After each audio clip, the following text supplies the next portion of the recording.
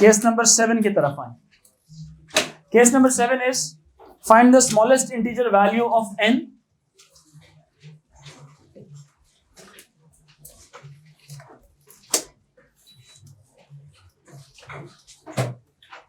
smallest integer value of n for which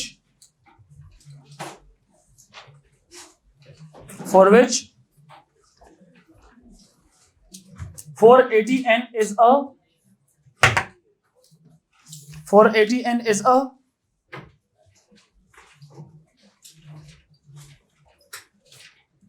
multiple of 576. 480n is a multiple of 576. कहता है कि n की वो स्मॉलेस्ट इंटीजर वैल्यू निकालनी है। आपको लास्ट वाले क्वेश्चंस याद आ रहे हैं कि नहीं? जरा देखें, याद है कि नहीं? लास्ट टाइम हमने इस नंबर को 480 को भी given was 480 was given in the prime factors form as well as in index notation. 576 is also given in index notation form. 6 cases हमने डिफरेंट डिस्कस किए, 2 एलसीएम वाले, 2 एचसीएफ वाले, एक हमने परफेक्ट स्क्वायर बनाने के लिए हमने कहा था कि 480 के को किससे मल्टीप्लाई कराया जाए तो ये पूरा क्या बन जाएगा? परफेक्ट स्क्वायर नंबर बन जाएगा। रिमेंबर, याद आ रहा है कि नहीं? इसमें हमने कहा था कि जिस की पावर में स्क्वायर का पेयर मिसिंग है बस वो आपको मल्टीप्लाई कराते जाए। रिमेंबर, जैसे यहां पे स्क्वायर का पेयर इसमें मिसिंग है, अगर इसको मल्टीप्लाई बाय 2 कराएंगे तो 2 पावर 6 बन जाएगा। इसको ये 3 पावर 1 है तो इसको 3 पावर 1 से मल्टीप्लाई कराया जाए और इसको भी हमें 5 पावर 1 से मल्टीप्लाई कराया जाए तो ये पूरा 480 के will become a whole, like it will become a squared number. Similarly इसके बारे में हमने कहा था कि इसको अगर हमें स्क्वायर नंबर बनाना तो किससे मल्टीप्लाई करना पड़ेगा? इस नंबर को अगर स्क्वायर नंबर बनाना तो किसी से मल्टीप्लाई करना पड़ेगा? नहीं, क्योंकि ये पहले से ही स्क्वायर बना हुआ है।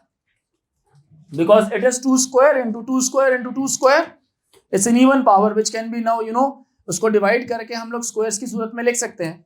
सिमिलरली जो 3 स्क्वायर है पहले से ही 3 स्क्वायर बना हुआ है। सो 576 is already a square number, it's a perfect square number, तो ये पहले से स्क्वायर बना हुआ है। अगर इसको क्यूब बनाना है 576, let's say if I ask you 576h, ये इसको परफेक्ट क्यूब बनाना है तो किससे मल्टीप्लाई कराया जाए? 3 पावर 1 से मल्टीप्लाई कराया जाए तो ये परफेक्ट क्यूब बन जाएगा। रीजन, 2 पावर 6 इज ऑलरेडी, जो 6 है ना पावर में, वो 3 के टेबल में आती है तो वो पहले से ही कन्वर्टेड है। 2 पावर 3 मल्टीप्लाई बाय 2 पावर 3। इसी तरह से जो 3 स्क्वायर है इसमें सिर्फ एक चीज की कमी है। किसकी कमी है? 3 पावर 1 की कमी है। किसकी कमी है? 3 पावर 1 की। समझ रहे मेरी बात के नहीं? यहां तक क्लियर हो गया सारों को? Any confusion? सब बताएं, सबको समझ आ रही है कि नहीं आ रही? I hope yes. अच्छा, अब एक और सवाल है, आखिरी केस है, थोड़ा रिकॉल था पुराने लेक्चर्स का। कहता find the smallest integer value of n for which 480n is a multiple of 576। 480n क्या है? n एक इंटीजर है, 480 मल्टीप्लाई बाय n क्या हो, जो आंसर आए वो किसका मल्टीपल भी होना चाहिए? 576 का भी मल्टीपल होना चाहिए। यानी कि ये जो सा नंबर है, ये वाला नंबर, मतलब ये नंबर किसका मल्टीपल होना चाहिए? 576 का भी मल्टीपल होना चाहिए।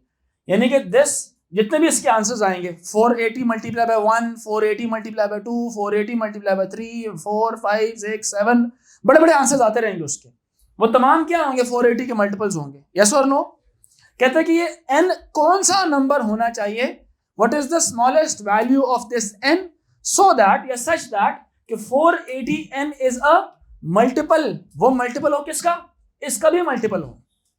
कोई ऐसा कॉमन मल्टीपल है जो 480 का भी मल्टीपल हो और 576 का भी हो? सबसे स्मॉलेस्ट कॉमन मल्टीपल है दोनों का। What is the smallest common multiple of both of these numbers? लकीर के फकीरों, पहले पढ़ा नहीं है कि नहीं पढ़ा? अबे एलसीएम नहीं पढ़ा? क्या था पिछले पार्टों के अंदर? मैंने 6 दिन पहले पढ़ाया, मुझे याद है। आप वीकेंड पे रिवाइज करके आए, आपको याद नहीं? What was the LCM of previous 2 numbers? LCM निकाला था कि नहीं निकाला था? निकाला था ना? क्या आया था LCM? 2880, यस और नो, आया था ना। सो अब मैं आपसे जो बात पूछ रहा हूँ, देखें, इट इज वेरी इंपॉर्टेंट कि जो लेक्चर पढ़ाया जाए पीछे वाली बातें आनी चाहिए। You can not come in class just like you come for biology और फॉर फिजिक्स एंड केमिस्ट्री। आपको लाजमी पिछला काम आना चाहिए मैथ्स में, अदरवाइज मैथ्स में इतने कॉन्सेप्ट है ना कि आपको हर दिन का लेक्चर आता रहेगा, लेकिन एक महीने बाद पिछला सारा भूला हुआ होगा। सेशन गुजर जाएगा, पिछला सारा भूला होगा, एंड यू विल से ओहो मैथ्स तो बड़ी मुश्किल है, ओहो मुझे तो आती नहीं है, ओहो ये मेरा सी आ गया, डी आ गया। तो रीजन क्या है? ओहो पढ़ भी लो ना थोड़ा सा, पढ़ाई करनी कोई नहीं है, लेकिन बस ग्रेड आने चाहिए। ऐसा नहीं हो सकता यार, ये सिर्फ कार्टूनों के अंदर जादू चलता है, यहाँ पे मेहनत करनी है जिंदगी के अंदर। रियलिटी ये है कि जब रोज का काम आप जाओगे, रोज का काम रोज रिवाइज करना, रीराइट करना नोट्स को। हफ्ते इतवार वाले दिन की जो 2 छुट्टियां मिल रही हैं उसको एंजॉय नहीं करना, आपने एक दिन पिछला सारा काम रिवाइज करने के लिए आपने रखना है। और अगर टाइम बच जाए तो एक दिन आप रिलैक्स कर सकते हैं। अगर आप अपने टाइम को मैनेज नहीं कर रहे हैं तो फिर संडे को भी आपको पढ़ना चाहिए अपना पिछला सारा काम। सिर्फ अकेडमी नहीं आना, इट्स नॉट अ छुट्टी and full party scene on है, ये नहीं करना आप लोगों ने। सैटरडे संडे का मतलब आजकल ये है कि आपने अकेडमी नहीं आना, सिर्फ पढ़ाई आपने घर में करनी है। Do not come after a break.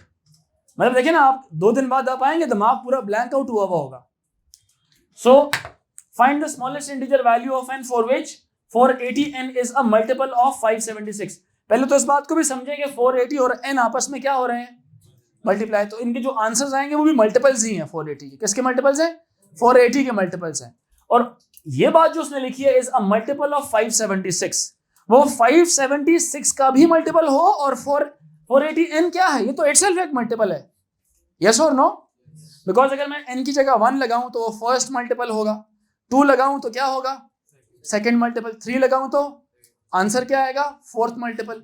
दिखने में 480n आपको नजर आ रहा है, लेकिन असल में इसका आंसर क्या होगा? It will be a number which will be multiple of 480, because 480n एक एज अ होल एक पूरा नंबर है। मेरी बात समझ रहे हैं कि नहीं? अलजबरा में जब हम इसको लिखते हैं ना तो वेरिएबल्स की सूरत में लिखते हैं, और उसने कह दिया कि n कौन है? Smallest integer value of n। n कौन है? एक इंटीजर वैल्यू है। n कौन है? इंटीजर है। It can be 1, it can B 2, it can B 3, it can B 4, it can be anything, it can be anything, but it will B N integer. और इसके n को जब मैं 480 और n को मल्टीप्लाई कराऊंगा तो पूछे ना तो ये एज अ होल क्या है? आप बोलेंगे जी ये मल्टीपल है किसका? 480 का। ये क्या है पूरा का पूरा? Literally I am talking to zombies. 480 का क्या है ये n? ये as a whole what is this? It's a multiple, because he told you already what is n। What is n? It can be 1, it is an integer. वो 1 भी हो सकता है, 2 भी हो सकता है, कोई भी नंबर होगा, कोई भी नंबर होगा। अब इसमें जब वो नंबर पुट किया जाएगा, ये मैं इसके अलावा बातें बता रहा हूं आपको, कोई भी नंबर पुट किया जाएगा तो उसका आंसर आएगा आपके पास 480 के मल्टीपल्स, जैसे 480 का पूरा टेबल होता है, लेकिन ये हम लोगों ने खुद निकालना है। 480n is a multiple of 576। इसका मतलब है कि ये एक ऐसा नंबर है जो कि 480 का मल्टीपल है, और वो एक ऐसा n होना चाहिए कि n को जब मैं 480 के साथ मल्टीप्लाई कराऊं तो जो आंसर आए वो 576 का भी मल्टीपल हो। इस जो अंडरलाइन वाली मेरी बात है, इस बात को समझे। जो 480 का मल्टीपल है is a multiple of 576 as well, वो 576 का भी मल्टीपल है। मेरी बात अंग्रेजी को उर्दू में ट्रांसलेट कर रहे हैं। जो 480 का मल्टीपल है is a multiple of 576 as well. वो कौन सा ऐसा नंबर है जो दोनों का मल्टीपल है? बताएं मुझे। यस, 2880 वो दोनों का मल्टीपल है, and it is the first common multiple. Yes और नो? फर्स्ट कॉमन मल्टीपल बोले या स्मॉलेस्ट कॉमन मल्टीपल बोले? हाँ या ना? मेरी बात समझ आ रही है कि नहीं आ रही? वो इन दोनों का क्या है बच्चों? मल्टीपल है। मतलब वो 576 का भी मल्टीपल होगा और वो 480 का भी मल्टीपल होगा। हमें n नहीं पता n कितना है ना, मुझे ये पता कि 576 को मैं किस से मल्टीप्लाई कराऊं तो वो 2880 आ जाएगा, बिकॉज मुझे 576 का टेबल थोड़ी याद है। क्यों बच्चों? जेन्युइन बात है ना, हमने उसका टेबल थोड़ी याद करना है। बट मैंने ये बात पहले कर ली, डिस्कस कर ली कि यार इसका जो एलसीएम है मल्टीपल है 2880 आ रहा है, यानी कि 480 के टेबल में भी ये नंबर आता है और 576 के टेबल में भी ये नंबर आता है, और ये वो पहला नंबर है जो दोनों के टेबल में कॉमन आता है। 480 का टेबल अपने हिसाब से ग्रो कर रहा होगा और 576 का टेबल अपने हिसाब से इंक्रीज कर रहा है, लेकिन ये पहला नंबर है दोनों में कॉमन है ना? This was the first number जो दोनों में क्या है? कॉमन है। दोनों में क्या है? कॉमन है, दोनों में एक जैसा है। तो इसीलिए हमने इसके लिए दो अल्फाज कहे। हमने कहा था ये फर्स्ट कॉमन मल्टीपल भी बोलने बेशक इसको, या तो लीस्ट कॉमन मल्टीपल भी आप इसको बोल सकते हैं। ठीक है ये बात क्या नहीं? सो इसके लिए अब इंग्लिश के जरा अल्फाज को याद रखें। क्या लिखे हुए? 480n is a multiple of 576। What does it mean? कि जो 480 के जो मल्टीपल है इज अ मल्टीपल ऑफ 576 भी, उसकी भी मल्टीपल है और 576 का भी मल्टीपल है। तो n बस निकालना है आपने। सो इस अल्फाज से क्या चीज जाहिर होती है? आपको क्या निकालना होता है? इसका एलसीएम निकालना होगा या एचसीएफ निकालना होगा? एलसीएम। सो लिख लें कि the wording tells us this also means that we have to use, या ये लिख देता हूं, this also means that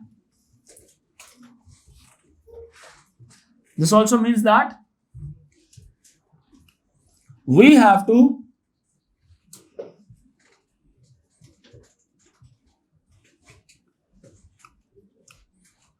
take a use LCM of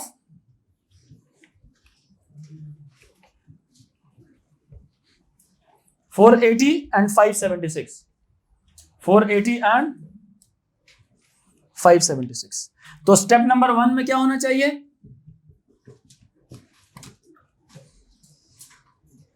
find LCM of 480 and,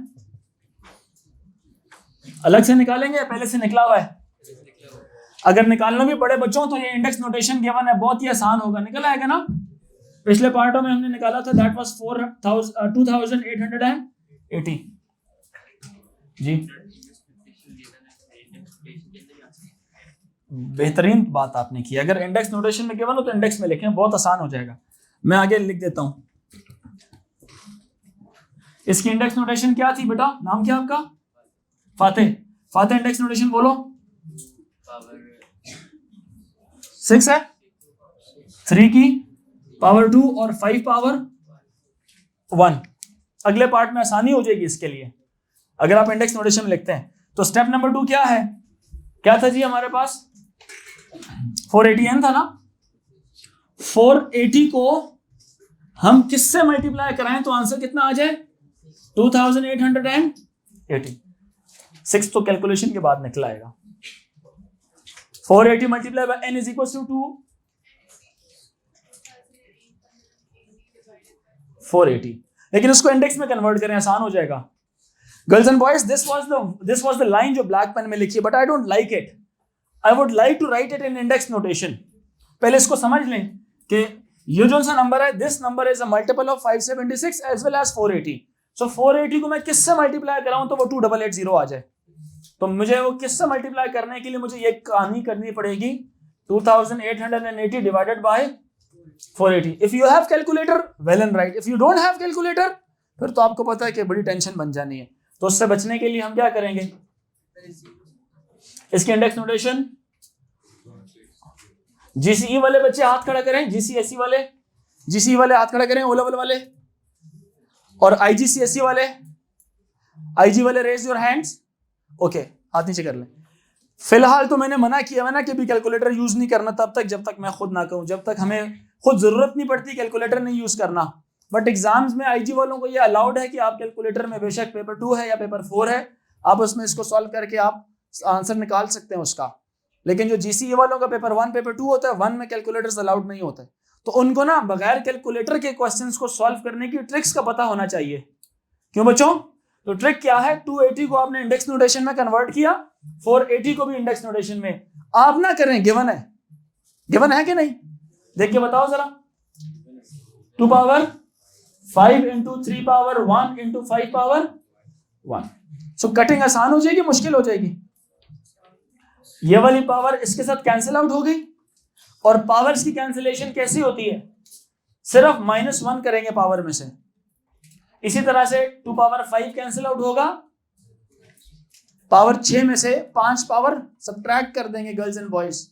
तो जवाब कितना आएगा? 2 power 1 multiply by 3 power 1। 2 power 1 multiply by 3 power 1, तो n का आंसर कितना आ गया? n का आंसर कितना आया? 6। क्लियर हुआ ये कि नहीं? Any confusion? So n is equals to 6। यही सवाल अगर मैं चेंज कर दूं, मैं इस क्वेश्चन में थोड़ी तब्दीली लाता हूं, find the smallest integer value of, मैं बल्कि यहां पे लिख लेता हूं, find the smallest integer value of k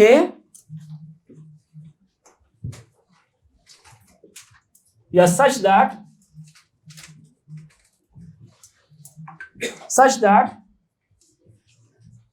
576k is a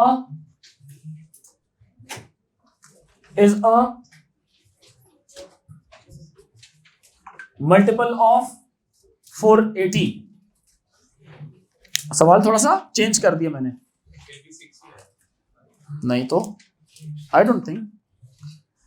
अब तो 576 का टेबल आ रहा है ना, पहले तो 480 का टेबल आया था, अब किसका टेबल आ रहा है?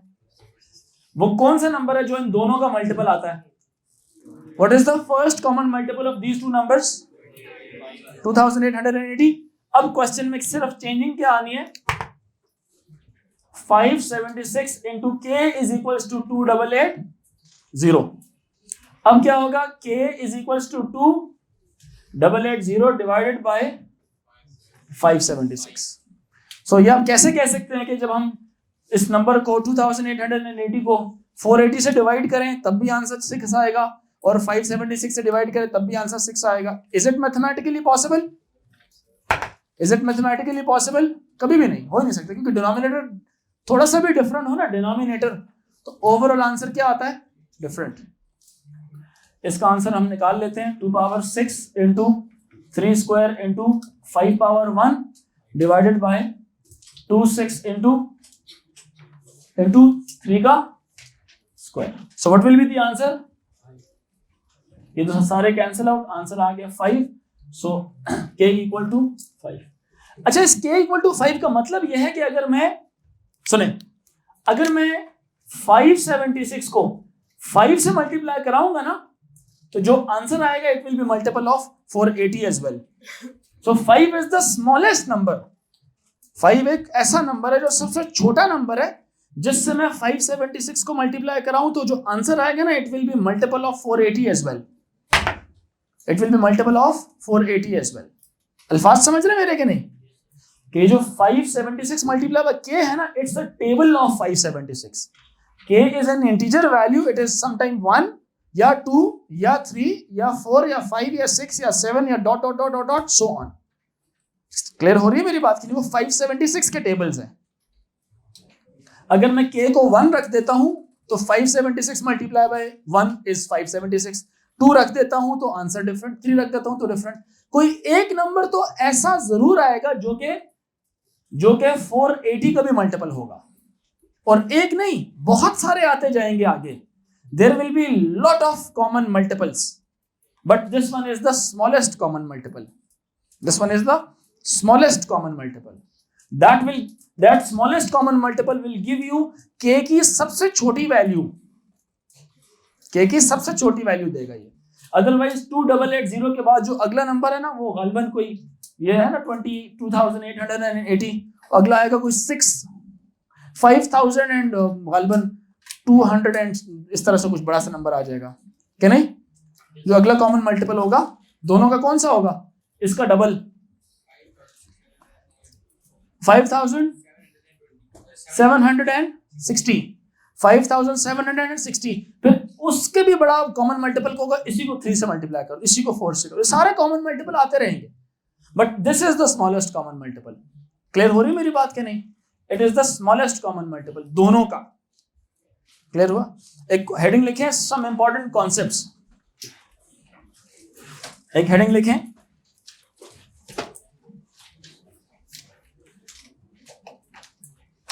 Some important concept. यहां तक क्लियर हो गया कि नहीं? Any confusion? Any confusion, girls and boys? हमारे पास जैसे एक वैल्यू ना हो, जैसे एचसीएफ एलसीएम तो आपको फिर निकालना होगा, अलग से निकालने होंगे फिर। तकदीस नीचे वाली क्लास में जाए चेक करें, वो माइक नहीं चल रहा उसका, उन्हें सिर्फ कहते हैं कि सर को बोले माइक ऑन कर लें, अपना माइक ऑफ है उनका। हाँ भैया, वो जो नीचे एडिटर्स बैठे मैंने कहा सर कह रहे हैं कि माइक नहीं चल रहा जूम की क्लास का, जरा ऑन करवा लें। यहां से मिटा दूं इसको मैं। अच्छा, हेडिंग है सम इंपॉर्टेंट कॉन्सेप्ट्स।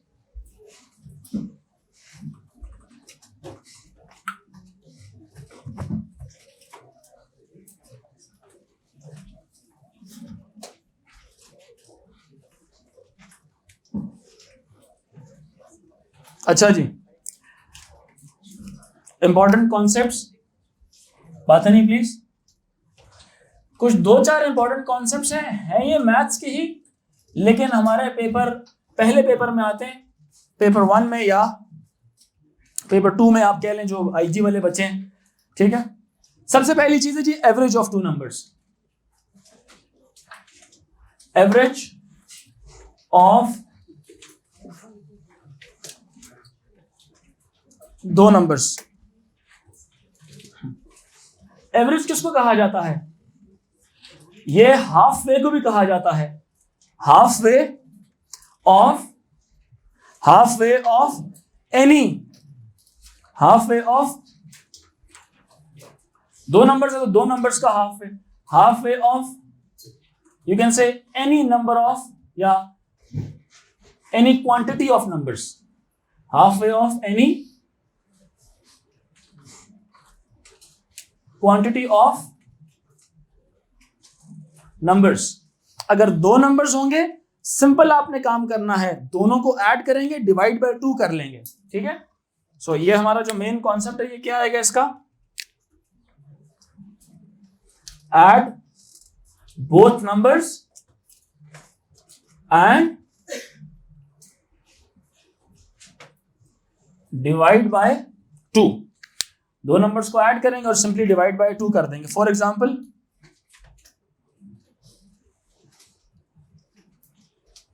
क्वेश्चन है जी, find a decimal number exactly half way.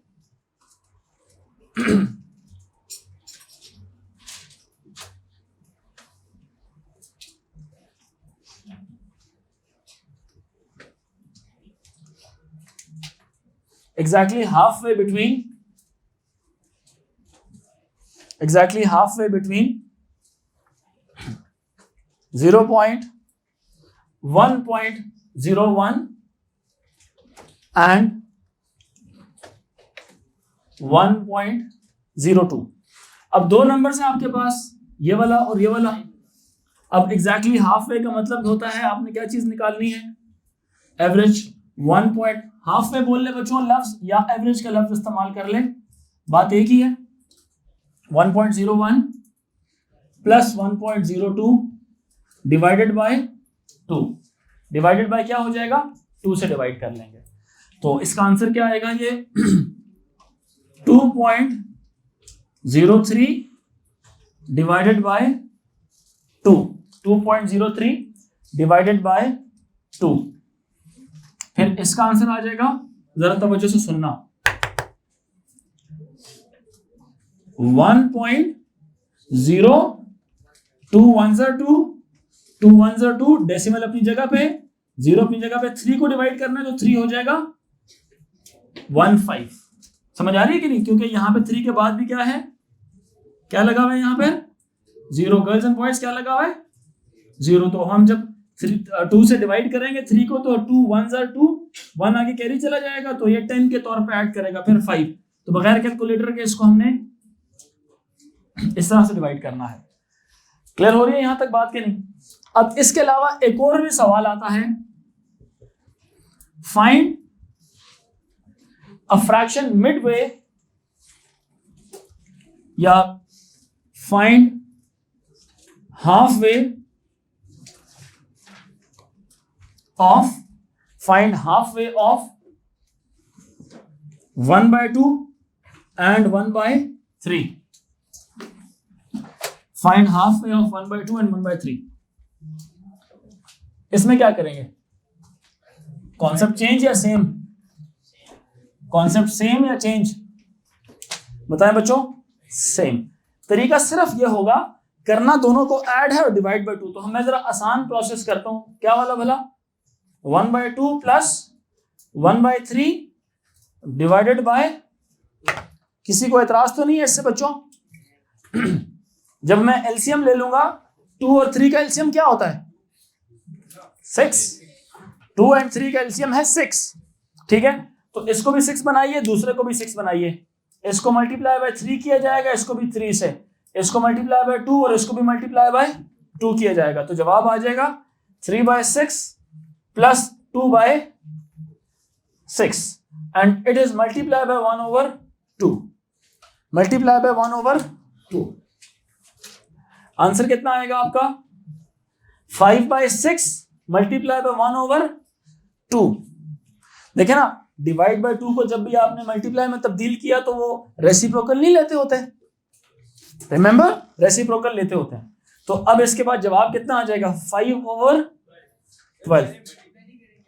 Sorry बेटा, हाफ वे जब भी निकालना हो ऐड करके डिवाइड बाय 2 करते हैं।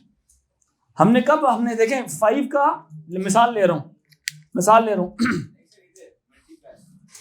नहीं, मल्टीप्लाई तो पहले ब्रैकेट सॉल्व होती है बेटा, पहले ब्रैकेट सॉल्व होती है, आंसर जो है ना फिर वो मल्टीप्लाई होता है। और मल्टीप्लिकेशन में भी न्यूमरेटर हमेशा किससे मल्टीप्लाई होगा? न्यूमरेटर से। और डिनोमिनेटर हमेशा किससे मल्टीप्लाई होगा? डिनोमिनेटर से। अगर कटिंग होती ना तब ऊपर नीचे हम कट करते, या तो क्रॉस वाइज कट करते, या ऊपर नीचे कट करते, या तो हिबा क्रॉस वाइज करते। ठीक है ना, यहां तक समझ आ गया? नेक्स्ट कॉन्सेप्ट की तरफ आए। कोई मसला है जी गर्ल्स एंड बॉयज? अब आते हैं जरा कंपेयरिंग फ्रैक्शंस की तरफ। फ्रैक्शंस को कैसे कंपेयर करते हैं? किसको? फ्रैक्शंस को कैसे कंपेयर करते हैं? जरा हेडिंग लिखिए, कंपेयरिंग फ्रैक्शंस।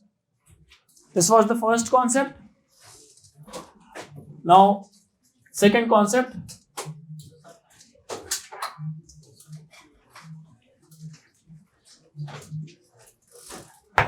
अच्छा सुने, जो फ्रैक्शंस है ना जी,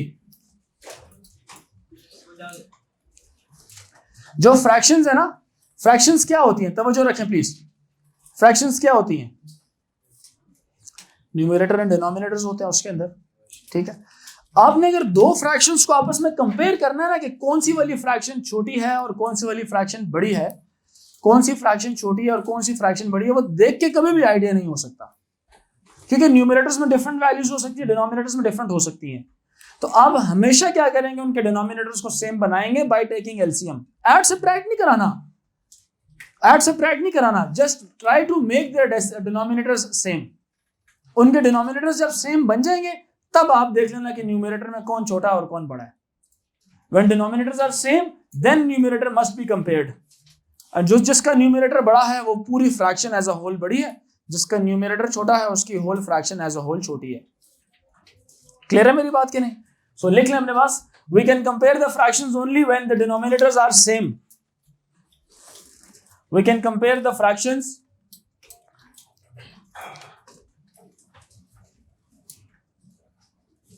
we can compare the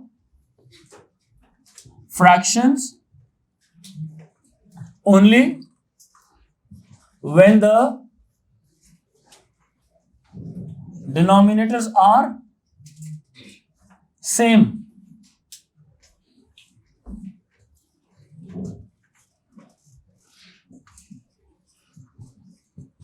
If they are not same, then we will make them same by taking LCM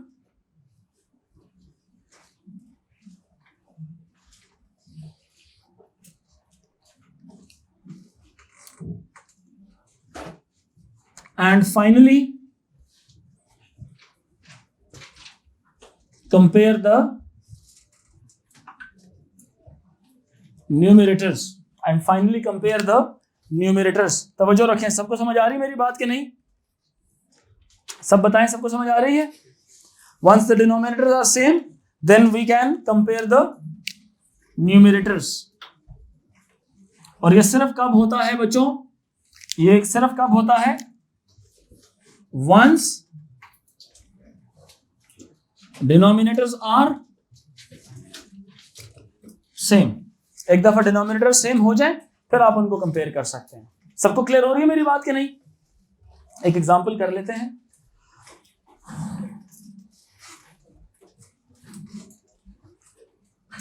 कोई मसला तो नहीं किसी को यहां तक? एक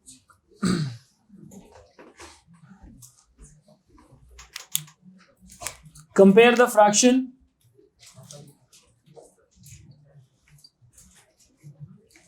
compare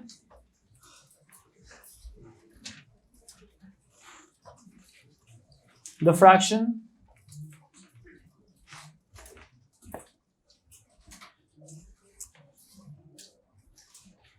three by four and two by three, इन दोनों को हमने कंपेयर करना है। 3/4 एंड 2/3 को, ठीक है जी, इसको कंपेयर करते हैं। कंपैरिजन के लिए सबसे पहले मैंने क्या कहा, इन दोनों के डिनोमिनेटर्स का सेम होना जरूरी है। You can not just predict कि कौन सी बड़ी है और कौन सी छोटी है। तो आपने सबसे पहले इनके डिनोमिनेटर्स को सेम बनाना है बाय टेकिंग एलसीएम। 4 और 3 का एलसीएम क्या है बेटा? 12 होता है ना, तो इसको मल्टीप्लाई। अच्छा ये बात याद रखें, जब एक दफा आप कंपेयर कर लेंगे तो आंसर में हमेशा ओरिजिनल फ्रैक्शन लिखनी है, चेंज फ्रैक्शन नहीं। जैसे भी चेंज होने वाली है ये into 3 the first one will become क्या चीज? 9/12। इसको किससे मल्टीप्लाई कर रहा हूं? नीचे भी 4 और ऊपर भी 4 से, हाँ या ना? ये क्या बन जाएगी आपके पास? 8/12। क्या बन जाएगी? 8/12।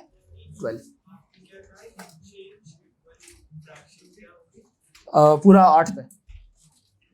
मैंने ये कहा है कि जो ओरिजिनल क्वेश्चन था ना, आप जब अपना आंसर लिख रहे होंगे तो always give your answer in its original fractional form. Right now it is change, right? It is 9/12 and 8/12। It is just processing and working है आपकी। अब इसमें से आप खुद देख के बताएं पहले कि बड़ा कौन है, छोटा कौन है। Compare the numerators only. कौन सा वाला बड़ा है? दिस साइड इज बिगर, सो जो सा बड़ा है आपने उस तरफ लिख देना है। सो जब मैं आंसर लिखूंगा तो this is not the answer. Answer is 3/4 is greater than 2/, ये है हमारा आंसर। साइड नोट के तौर पे लिख लें अपने पास। Always express the answer in its original fractional form. लिख लें अपने पास।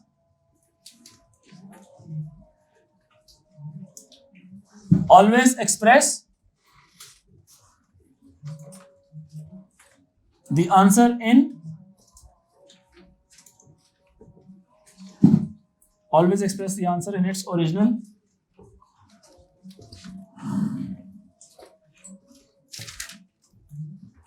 fractional form.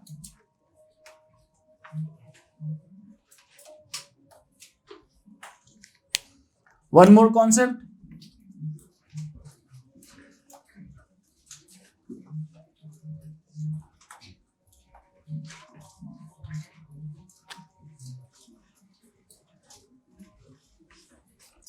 ये भी हमेशा याद रखें, ये जो साइन है ना इसका, this sign is always towards bigger. ये हमेशा किसकी तरफ होता है? बिगर की तरफ। इसको वैसे कहा जाता है कि it resembles mouth and this resembles tail. ठीक है, तो जिसकी तरफ होता है वो हमेशा बड़े वाली चीज होती है। ठीक है, बिगर क्वांटिटी। सही है ना? सवाल है तो पूछे। यहां तक क्लियर हुआ? इसी तरह से एक क्वेश्चन समटाइम आता है कि एक फ्रैक्शन को असेंडिंग ऑर्डर में लिखना है या डिसेंडिंग ऑर्डर में। तो वो भी इनफैक्ट यही प्रोसेस है कि ये निकालना है कि बड़ा कौन है और छोटा कौन है। असेंडिंग ऑर्डर किसको बोलते हैं? स्मॉलर फर्स्ट एंड देन बड़े, और डिसेंडिंग ऑर्डर बड़े से छोटे। साइड नोट्स के तौर पे ये भी लिख लें बस।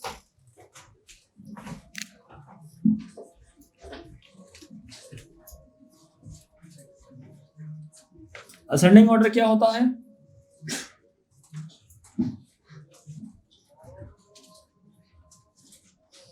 स्मॉलर टू बिगर। तवज्जो प्लीज।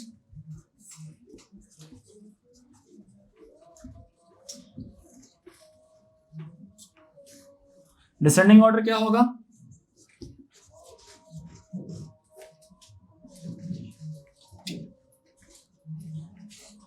Bigger to smaller.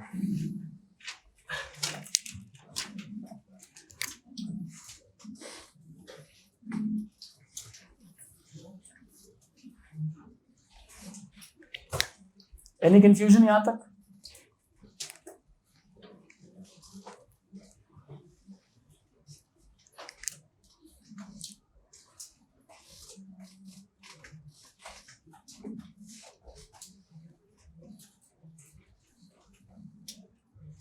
बल्कि एक और एग्जांपल कर लेते हैं पहले।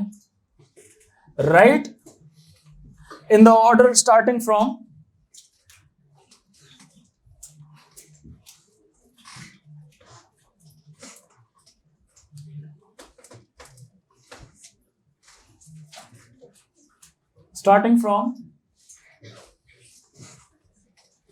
smallest,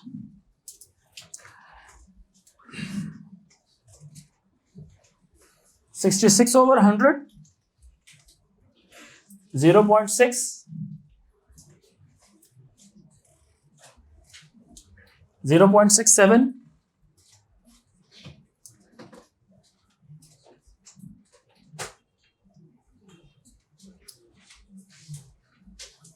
0.6 के ऊपर डॉट लगा हुआ है, it's recurring,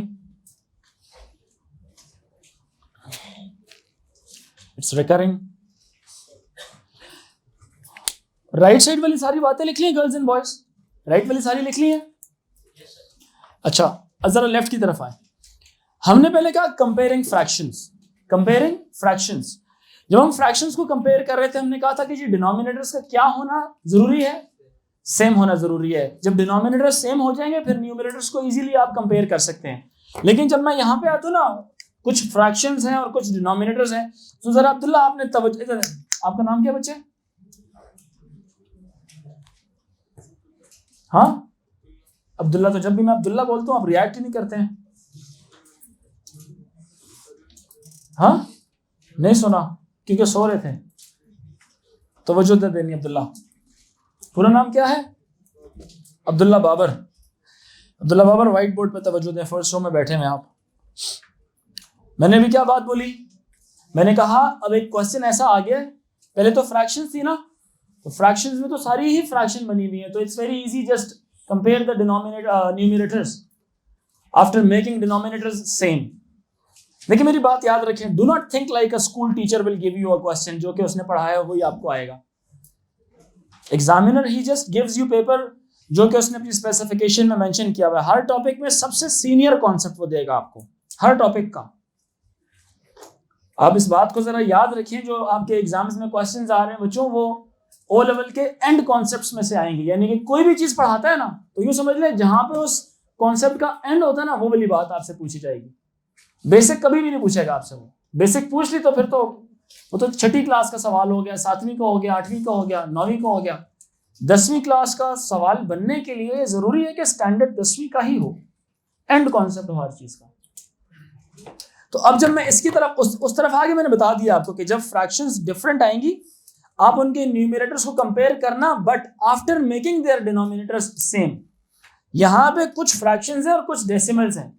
now you have to decide कि क्या मुझे इन सारों को फ्रैक्शन में कन्वर्ट करना चाहिए, वो बेहतर है, या डेसिमल में बेहतर है?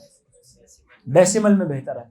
फ्रैक्शन में वैसे बेहतर होता, लेकिन सिर्फ इस 0.6 रिकरिंग की वजह से थोड़ा सा प्रॉब्लम है। ये है 0.6 के रिकरिंग की वजह से कि इसको फ्रैक्शन में तब्दील करने के बहुत सारे स्टेप्स हैं, जो मैं अलजेब्रा में आपको सिखाऊंगा कि किस तरह से हम लोगों ने इसको कन्वर्ट करना है।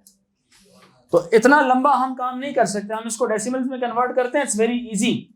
ठीक है ना? तो ये आपका क्या लिखा हुआ है? 0.66। लेकिन ये याद रखना, जब हम आंसर लिखेंगे ना जिस ऑर्डर में, आपने उन्हीं ओरिजिनल फ्रैक्शंस को आपने लिखना है, ओरिजिनल नंबर को आपने लिख के देना, उसको चेंज वाला नहीं। इसी तरह ये क्या लिखा हुआ है? 0.6 ये क्या लिखा हुआ है 0.67, ये क्या लिखा हुआ है 0. And similarly what is this 0. ये तो चलता जाएगा ना, ये तो नहीं रुकेगा. क्या ख्याल है बच्चों? अच्छा मुझे एक बात बताएं, अब 0.6 वैसे एक जनरल डिस्कशन है हमारी आपस की, 0.66 के बाद अगर कुछ नहीं है तो क्या उसके बाद 6 लिखा हुआ है या 0 लिखा हुआ है? मेरी बात सबको समझ आ रही है कि नहीं? इसी तरह से 0.6 के बाद कुछ लिखा हुआ है कि कुछ भी नहीं लिखा हुआ? क्या लिखा हुआ है फिर? zeros लिखे हुए. तो ये बात पता है ना आपको कि 0.6 जो सा है it is smaller and 0.66 is bigger.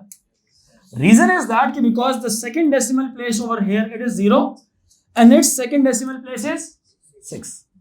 Are you getting my point ki nahi? In other words, you can say that till 2 decimal places it is 6. In other words, कहा तो ना जाए इसको, मतलब एज अ स्टैंडर्ड कहा ना जाए, but आपके साथ मैं शेयर करता हूं ये 66 है और 2 डेसिमल प्लेसेस तक ये 60 है. क्यों ना कहा जाए? बिकॉज डेसिमल्स के बाद हम ऐसे वर्ड्स हम 60 नहीं पढ़ते होते, हम 6 and 6 पढ़ते हैं. जी बेटा इसको हाँ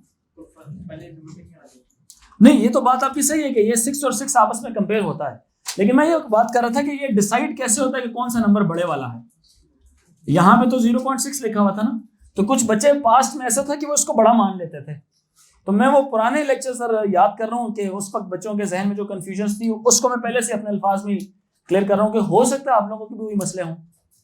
तो हम जब कंपेयर कर रहे होते हैं ना, तो पहला डेसिमल आपकी बात सही है, पहले से कंपेयर हो रहा होता है पहला डेसिमल पॉइंट, लेकिन इसमें सेकंड आ गया ना, यहाँ पे तो नहीं है, तो हम इसको ये नहीं कहेंगे कि ये बड़ा है. बड़ा यही है जिसके साथ कुछ नहीं है, उसके साथ कौन लगा हुआ है. तो ये 60 आप इसको पढ़ लो और इसको 66 पढ़ लो, पढ़ने के तौर पे, वैसे एज अ स्टूडेंट जानने के लिए. अदरवाइज मैं आपको बता रहा हूं स्टैंडर्ड ये है इसको 60 पढ़ते नहीं, इसको 60 पढ़ेंगे क्योंकि डेसिमल के बाद है ये. क्यों गर्ल्स एंड बॉयज? इसको हम कैसे पढ़ेंगे? 6 पढ़ेंगे, 66 नहीं पढ़ेंगे इसको. It is wrong, you can not call it 66 because decimal के बाद है ये. क्लियर हो रही है मेरी बात कि नहीं? खैर, लिख दिए सारे डेसिमल्स में. अब जरा फैसला करें कौन सबसे छोटा है और कौन सबसे बड़ा है. 0.6 सबसे, तो ये कहां पे इसका नंबर 1 आ गया. नंबरिंग लगा रहा हूं मैं क्योंकि मैंने ऑर्डर में लिखना है. पहले नंबर पे ये आएगा. फिर कौन है? 0.66, 0.67 या 0.66 या वो वाला कौन सब इसमें सेकंड नंबर पे कौन आता है? 66 वाला, क्योंकि ये क्या लिखा है 66, 67 और ये फिर आगे तीसरा डेसिमल भी हम यहाँ पे लिख लेते हैं. चलें ये लें. क्लियर हुई मेरी बात क्या नहीं? तो कौन आ गया इसके बाद सेकंड नंबर पे? गर्ल्स बताए ना, फर्स्ट वाला. यस और नो? 0.66. क्लियर हो गया? क्लियर हो गया सारों को? ये समझ ले 660 लिखा हुआ है, ये 670 लिखा हुआ है और ये 666 लिखा हुआ है. क्लियर हो मेरी बात? अब बताओ, 2 हो गए. तीसरा कौन है? ये सबसे बड़ा होगा. तीसरा कौन है? चौथा कौन है? This one is bigger and fifth one is which one? This one is the fifth, जो सबसे बड़ा है 0.67. क्लियर हुई मेरी बात? आंसर कैसे लिखा जाए? सॉरी मैंने नीचे लिख दिया, ये फिफ्थ है, ये थर्ड है और ये फोर्थ है. नीचे नहीं लिखना चाहिए. मतलब अब जरा ऑर्डर में बताएं मुझे, पहला कौन सा लिखा जाएगा? 0.6. एक क्वेश्चन लाजमी इस तरह का आता है कंपैरिजन वाला. 1 हो गया, 66 ओवर 100 हो गया, 666 ओवर, फिर 0.6 रिकरिंग और उसके बाद फिर 0.67. जी बेटा, हाँ जी, तो ये इसका आंसर है.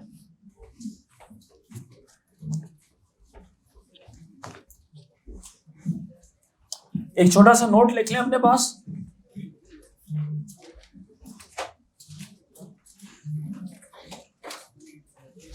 Always give answer in the form. Always give answer.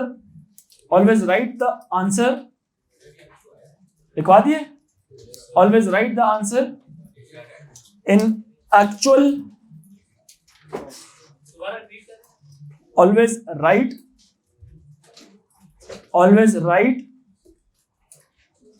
the answer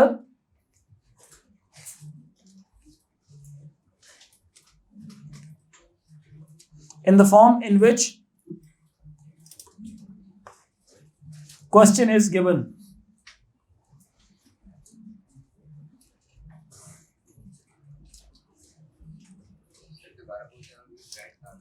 Always write the answer in the form in which question is given.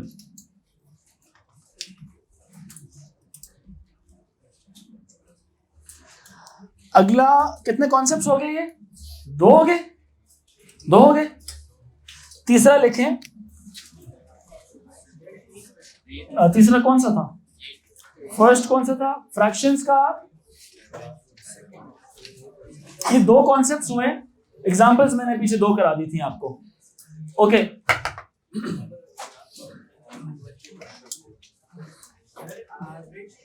बच्चों एक्सक्यूज मी, हेलो, क्या हो गया? तवज्जो रखें इधर। तीसरा कॉन्सेप्ट है जी ये, हाफ वे और एवरेज एक ही चीज है। हाफ वे और एवरेज एक ही चीज जी। कंपैरिजन फ्रैक्शंस और डेसिमल्स एक ही चीज है बेटा। वो कंपैरिजन ही था ना, वो कंपैरिजन ही था कि कौन छोटा है कौन सा बड़ा है। कंपैरिजन भी स्मॉल एंड बिगर ही था ना। तो एग्जांपल्स दो हो गई थी उसकी, ठीक है, एग्जांपल्स दो हो गई थी। किसको? नहीं, इनइक्वालिटी करना चाहें तो आप ऐसे लिख लें। अच्छा सुने, आप लिख नहीं सकते, समझने के तौर पे आप मुझसे पूछ सकते हैं, क्योंकि उसने इनइक्वालिटीज खुद नहीं दी हुई। अगर वो सवाल ऐसे दे देना कि बॉक्सेस बना दे, तो तब आप उसको अरेंज करके तो यहाँ पे आप उस फॉर्म में लिख सकते हैं, अदरवाइज नॉट रिक्वायर्ड। ठीक है ना? मतलब आप इसको ऐसे लिख लें कि 0.6 is smaller than this number, this is smaller than this number, this is smaller than 0.6, this is smaller than 0.67। ये आपकी अपनी मर्जी है इस तरह से लिखना, नोट्स में लिख सकते हैं, अदरवाइज जनरली एग्जाम में नहीं लिखना, बिकॉज एग्जाम में क्या चीज क्वेश्चन में गिवन है, कॉमास गिवन है, तो आपके आंसर में भी कॉमास ही होने चाहिए। आप नोट कर रहे हैं कि नहीं? मेरा मेन फोकस क्या होता है हर दफा कि जिस फॉर्मेट में क्वेश्चन दिया है फॉर्मेट आंसर का वही है, तब तक फॉर्मेट चेंज नहीं करना जब तक वो खुद ना बता रहा हो। जैसे सवाल अगर मिक्स नंबर्स में दिया हुआ है तो आपका जवाब भी किस में होना चाहिए? मिक्स नंबर्स में होना चाहिए। खैर, सबने लिख लिया बच्चों? सबने लिख लिया? अच्छा, एक कॉन्सेप्ट है फ्रेंडली नंबर्स को मैंने जनरली इस दफा थोड़ा चेंज किया है। फ्रेंडली नंबर्स हम किन को बोलते हैं? जितने भी टेंस के जो मल्टीपल्स है ना, जिनके आखिर में जीरोस आ रहे होते हैं, वो सारे फ्रेंडली नंबर्स होते हैं। या पावर ऑफ 10 से जो सी 10 की इंडिसेस वाले जो नंबर होते हैं, जैसे ऑल नंबर्स में लिख लेता हूं, all numbers that comes after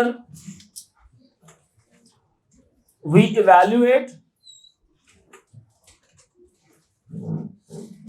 indices of 10, indices of 10 like 10 power 1, 10 की power 2, 10 power 3, 10 power 4. This is one category of friendly numbers. Its answer is 1.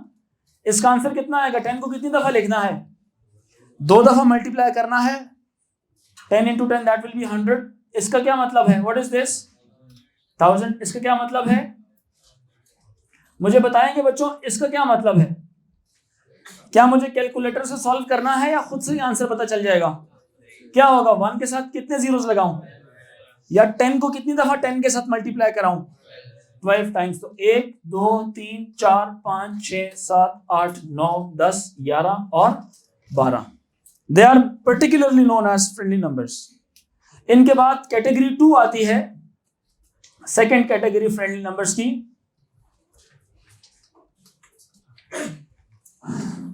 Second number वो आते हैं जैसे फॉर एग्जांपल 20 हो गया, 40 हो गया, 50 टाइप के जो नंबर्स होते हैं 10 के मल्टीपल्स हैं। ये कौन है? Multiples of 10। असल में इनको सेपरेटली बच्चों इसलिए पढ़ाया जाता है, they are relatively easy to deal with.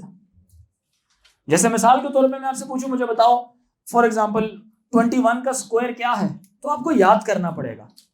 मैं पूछूं 31 का स्क्वायर क्या है, 33 का स्क्वायर क्या है, तो आपको याद करना पड़ेगा। लेकिन अगर मैं आपसे पूछूं कि मुझे बताओ 20 का स्क्वायर क्या है? क्या जवाब आएगा 20 का स्क्वायर? यस, बहुत सारे स्टूडेंट्स ने जवाब दिया 2 का स्क्वायर निकाला 4 और 0 का जितनी भी पावर है उतनी दफा आपने लिख दिया। इसी तरह से आपने 40 का स्क्वायर कैसे निकाला? 16 और साथ कितने zeros? 2 zeros. Like it is 40 multiply by 40। इसी तरह से 50 का स्क्वायर क्या होगा? 50 मल्टीप्लाई बाय 50। तो 5 इंटू 5 क्या बनेगा? 25 और एक जीरो के बाद 2 जीरोस आ जाएंगे। It's very easy. आपको मैं 80 का स्क्वायर पूछूं वो भी आपको आता होगा। क्या ख्याल है? 100 का स्क्वायर भी आपको आता होगा। दैट इज वाई इनके इसको कहते हैं friendly numbers, because they do not need calculations या कैलकुलेटर्स। बगैर कैलकुलेटर के बहुत इजीली ये सॉल्व हो जाते हैं। समझ आई मेरी बात? मैं नेक्स्ट क्लास में यहां से कंटिन्यू करूंगा।